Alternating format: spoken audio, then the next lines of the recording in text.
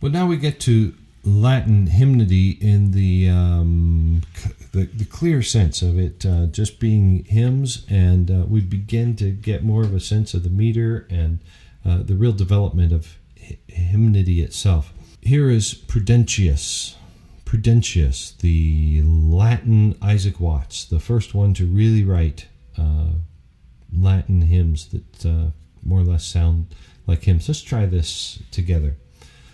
Again, this is the more or less original plain chant here. Of the Father's love begotten, ere the worlds began to be, He is Alpha and Omega, He the source, the ending, He of the things that are, that have been, and that future years shall see, evermore and evermore. All right. Now, are you feeling it? Let's see about meter. Of the Father's love begotten, ere the worlds began to be, that was 7. He is Alpha and Omega, 8 again. He the source, the ending, He of the things that are, that have been, 8, and that future year shall see, evermore and evermore. So that the meter is 8 7 8 7 8 7 7. A little bit unusual. Now, can you tell from the tune that it's in that meter? Of the Father's love begotten, ere the worlds began to be. There's like one long note in each one. He is Alpha and Omega. He that, you notice how it's not written in 4/4 time, especially when we get to that next line. Of the things that are, that have been, and that future year shall see. It's completely straight on. Evermore and evermore. Patrick of Ireland also contributed a wonderful hymn, sometimes called St. Patrick's Breastplate, because it begins with, I bind unto myself today, the strong name of the Trinity, as if it was the armor of God that he's addressing. It's a good illustration of the fact that all of these early hymn writers, whether Greek or Latin, they all seem to have this overwhelming desire to say everything they knew about God doctrinally declared in a hymn. So it's, multiple stanzas, and by our standards today, we can tolerate maybe 40 words in a song, and then we want to move on. So it's this ginormous statement of belief, but it's got these wonderful moments in it, such as Christ be with me, Christ within me, Christ before me, Christ behind me, Christ above me, Christ beneath me. And perhaps you've heard that part of St. Patrick's Prayer. Well, let me give you the beginning of this, and we'll get a feel for the refrain, and then also for the verses, because there are multiple verses, okay? I bind unto myself today the strong name of the Trinity, by invocation of the same, the 3 in 1 and 1 in 3.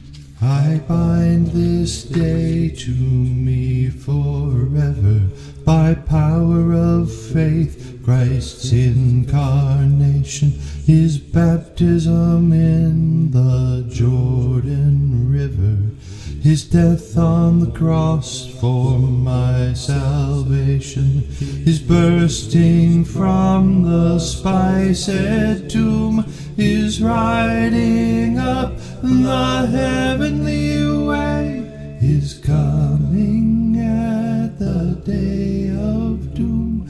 I bind unto myself today, I bind unto myself today the strong name of the Trinity, by invocation of the same, the 3 in 1 and 1 So once again, Patrick is writing this Trinitarian doxological formula, and he's including a lot of declarative belief of Christ. Let's do one more. We're getting a bit later in time, but let's get to Theodulph of Orleans. It's Old Orleans, where he was, and this was written around the year 800, so it's getting a bit later. It's been metricized by John Mason Neal, whose name you'll notice on so many of these ancient hymns. He did a lot of translating from Greek and English, from Greek and Latin into English, and then metricized them. And so he seems to be the big name, but you may even know this one. All glory, Lord, and honor to thee, Redeemer King, to whom the lips of children made sweet hosannas ring.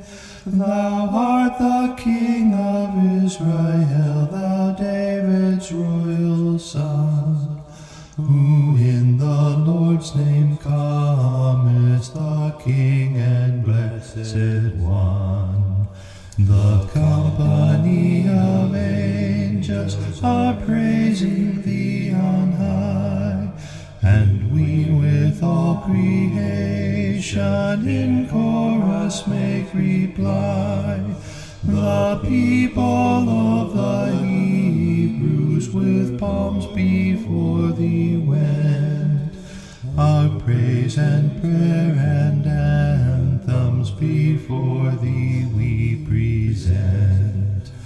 To thee before thy passion they sang their hymns of praise. To thee now high exalted our melody we raise. Thou didst accept their praises, accept the praise we bring, who in all good delightest, thou good and gracious King. So that's set in a more modern church kind of music setting. The poem itself is not necessarily so easily accessible. Well, those are some hymns of the early Latin church. Yes, they are.